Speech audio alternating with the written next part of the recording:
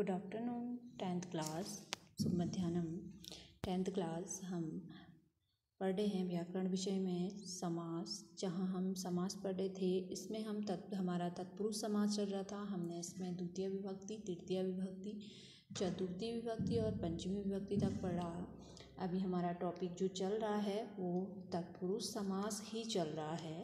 ठीक है, हम तत्पुरुष समास ही पढ़ रहे हैं। आज हम पढ़ रहे हैं षष्ठी तत्पुरुष समास। ठीक है, षष्ठी विभक्ति में तत्पुरुष समास। ठीक है, तो षष्ठी विभक्ति के पूर्व पद की विभक्ति के लोप के साथ षष्ठी तत्पुरुष होता है। ठीक है, षष्ठी तत्पुरुष होता है। षष्ठी विभक्ति के पूर्व पद की विभक्ति के लोप के साथ कौन सा तत्पुरुष समास होता है? षष्ठी तत्पुरुष समास होता है। जैसे एक साइड है हमारा समस्त पद, दूसरी साइड है समास विग्रह। ठीक है, जैसे पहला पद दिया है राजपुत्रः, उसका समास विग्रह होगा राज्ञः पुत्रः। ठीक है, राज्ञः पुत्रः। जैसे नरपति है, नरपतिः नाराणाम पति। ठीक है, नाराणाम पति। तो जो नराणाम शब्द है, यहाँ हमारे षष्ठी विभक्ति का लोप है कि कहीं भी यहाँ पे क्या है, षष्ठी विभक्ति नहीं है, कहीं षष्ठी विभक्ति नहीं की गई है। तो जब हम समास विग्रह करते हैं तो वहाँ पे क्या हो जाती है, षष्ठी विभक्ति पूर्व पद में षष्ठी विभक्ति हो जाती है। ठीक है, नराणाम है, नराणाम जो शब्द है वो किसका है, षष्ठी विभक्ति का है। राज्ञः शब्द षष्ठी विभक्ति, देवानाम जो शब्द है वो भी षष्ठी विभक्ति, उमाया षष्ठी विभक्ति, देवस्य देशस्य वेदस्य सारे षष्ठी विभक्ति हैं। जहाँ पे का के की रा रे री आता है वहाँ पे कौन सी विभक्ति होती है, षष्ठी विभक्ति होती है। अर्थात यहाँ भी कर्ता कारक के सभी चिन्हों का क्या होता है, जैसे षष्ठी विभक्ति में कर्ता ने कर्म को करण से के द्वारा संप्रदान के लिए आपादहन से पृथक, षष्ठी का के की रा रे री षष्ठी। अब हम कहाँ पहुँचे हैं, षष्ठी तत्पुरुष समास पे पहुँचे हैं। तो यहाँ पे जो चिन्ह होगा वो होगा का के की रा रे री। जहाँ पे आएगा वहाँ पे क्या होगा, षष्ठी तत्पुरुष समास होगा। जैसे उमायापति, उमा का पति है ना, देवानाम पति देवों के पति। ठीक है, देवस्य मंदिरम देवताओं का मंदिर, देशस्य भक्तः देश के भक्त, वेदस्य अध्यापक वेद के अध्यापक।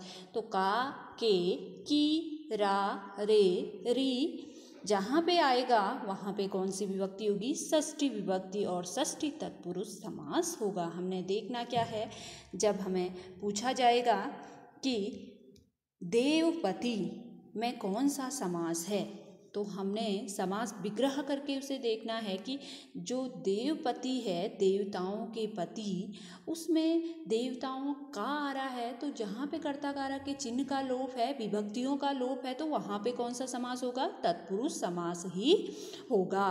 कभी पेपर में पूछ दिया जाता है देशभक्तः, देशभक्त में कौन सा समास होगा, तो हम सीधा समास विग्रह करेंगे उसका, देशस्य भक्तः देश का भक्त। तो का आया तो कौन सा, षष्ठी, कर्ता कारक के षष्ठी विभक्ति का लोप है और विभक्ति भी क्या है हमारी, षष्ठी। तो यहाँ पे तत्पुरुष ही समास होगा और षष्ठी तत्पुरुष समास होगा। जहाँ पे का के की रा रे री आएगा वहाँ पे कौन सी समास होगा, षष्ठी तत्पुरुष समास। जिस प्रकार से नाराणाम है तो बहुत सारे हैं, जैसे हम करते हैं बालकस्य बालकयो बालकानाम, तो यहाँ पे बहुवचन है नाराणाम।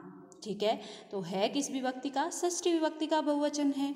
तो यहाँ पे बहुत सारे हैं तो इसलिए नाराणाम आया है। देवानाम षष्ठी विभक्ति का बहुवचन, उमायाः, ठीक है, देवस्य एक वचन, देशस्य एक वचन, वेदस्य एक वचन है। तो ये कौन सा समास होगा हमारा, तत्पुरुष समास, और विभक्ति क्या होगी, षष्ठी विभक्ति होगी। तो इस प्रकार से हमें समास विग्रह करना है। तो हम तत्पुरुष समास की हमारी जो पहचान है वो क्या है, विभक्तियाँ। ठीक है, और कर्ता कारक के चिन्ह हमें याद होने चाहिए।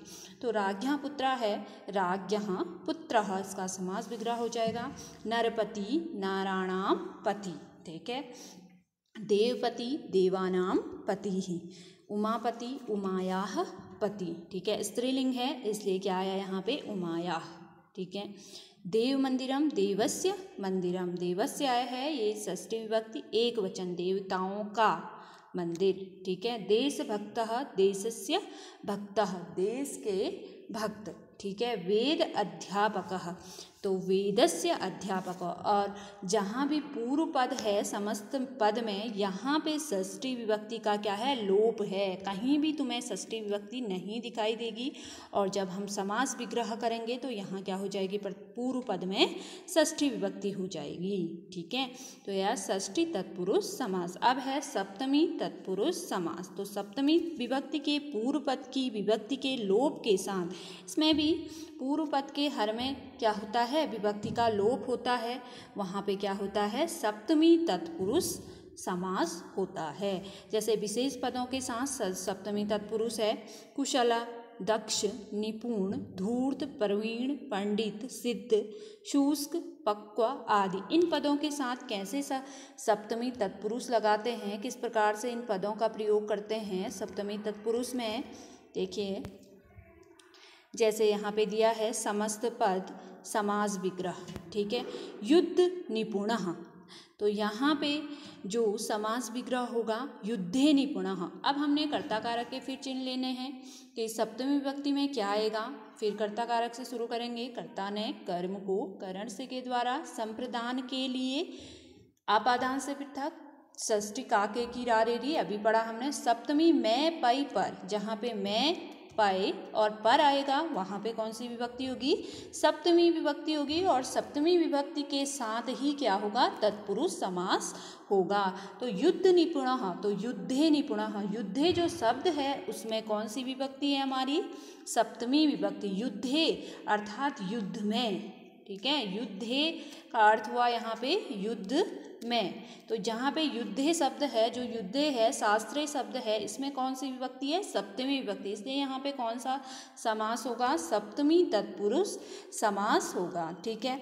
युद्धे, बालके, पुष्पे, इस प्रकार से हम शब्द रूप पढ़ते हैं। तो विभक्ति को हम देखते हैं कि कहाँ पे कौन सी विभक्ति आ रही है। तो यहाँ जो प्रथम शब्द होगा उसमें क्या होगा, विभक्ति का लोप होगा। और जहाँ हम समास विग्रह करेंगे वहाँ पे क्या होगा, सप्तमी विभक्ति पूर्व में होगी, ठीक है।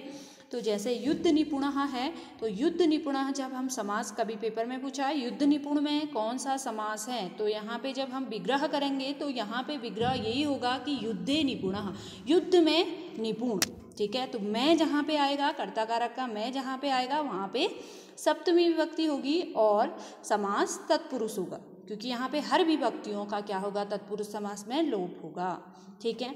अगला है शास्त्र प्रवीणः, तो शास्त्रे प्रवीणः, शास्त्र में प्रवीण अर्थात कुशल, ठीक है। अगला है क्रीडा कुशलः, क्रीडायाम कुशलः, ठीक है, खेल में कुशल, ठीक है। अगला है अक्ष सौंडः, अक्षेषु सौंडः। अगला है आतप शुष्कः, आतपे शुष्कः, ठीक हो गया। जो आतपे शब्द है अक्षेषु, जैसे बालकेषु आता है, तो इसमें कौन सी विभक्ति होती है, सप्तमी विभक्ति होती है। अग्निपक्वः, अग्नोः पक्वः, ठीक है। अग्नोः में जो शब्द, जो विभक्ति है वो है सप्तमी विभक्ति। तो अभी तक हम जो तत्पुरुष समास के भेद पढ़ रहे थे वो विभक्तियों में ही पढ़ रहे थे, ठीक है। हमने सप्तमी विभक्ति तक देखा तत्पुरुष समास को। अब तत्पुरुष समास के कोई अन्य भेद भी होते हैं, ठीक है।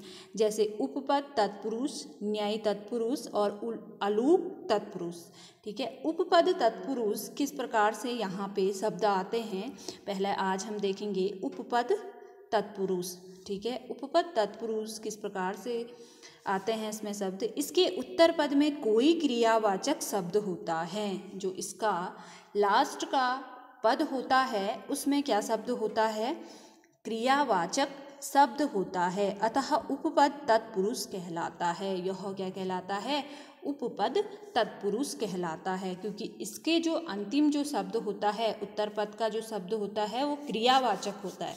जैसे समस्त पद में दिया है मर्मज्ञ, ठीक है, मर्म जानाति, तो जानाति जो शब्द है वो है हमारा क्रियावाचक शब्द। वो क्या शब्द है हमारा, क्रियावाचक, ठीक है।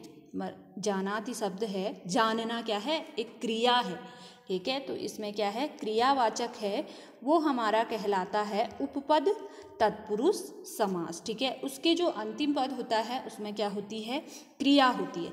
जैसे सर्वज्ञ समस्त पद बनाए हैं, सर्वज्ञ सर्व ज्ञानाति। ठीक है, जलद जलम ददाति, कम्बलद कम्बलं ददाति, चर्मकारः चर्मं करोति, प्रभाकारः प्रभां करोति, निशाकारः निशां करोति। यहाँ पे जितने भी जो शब्द आए हैं वो क्या आए हैं, हमारे क्रियावाचक शब्द आए हैं। जो लास्ट में उत्तर पद में जितने भी शब्द आए हैं वो क्रियावाचक आए हैं। मर्म जानाति, ठीक है, सर्वम ज्ञानाति अर्थात सभी जानने वाला सर्वज्ञ, जलम ददाति जल को देने वाला जलदः, कम्बलम ददाति कंबल को देने वाला कम्बलदः, चर्मम करोति चर्म करने वाला चर्मकारः, ठीक है, प्रभाम करोति प्रभाकारः, निशाकारः निशाम करोति। जो ये शब्द आएंगे पीछे के, ये क्या होंगे, हमारे क्रियावाचक शब्द होंगे। ठीक है, तो वहाँ पे क्या होगा, उपपद तत्पुरुष समास। ठीक है, कल हम न्याय और अलूट तत्पुरुष समास पढ़ेंगे। ठीक हो गया, ये हमारे अभी चल रहे हैं तत्पुरुष समास के भी। ठीक है, ये सारे हमारे तत्पुरुष समास में आएंगे।